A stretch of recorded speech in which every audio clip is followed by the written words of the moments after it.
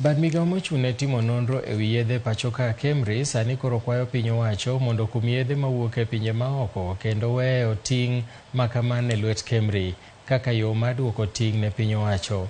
Jotelo mag Kemri wacho ni okang' mar kumo chenro mag ng'iewo yedhe kowuok e pinje maoko biro miyo jolony ma pachoka thuolo mar miyo jopiny Kenya yedhe moromo. Bende gidwaro mondo mi orit chike mang'iyo chal mar mwandu e pachoka kod jo Kenya duto. 80 to 90% of drugs that are being used, or pharmaceuticals used in Kenya, are imported. This is not a good state of affairs because it's not sustainable. And again, we have to put in a lot of foreign exchange to be able to import these particular medications.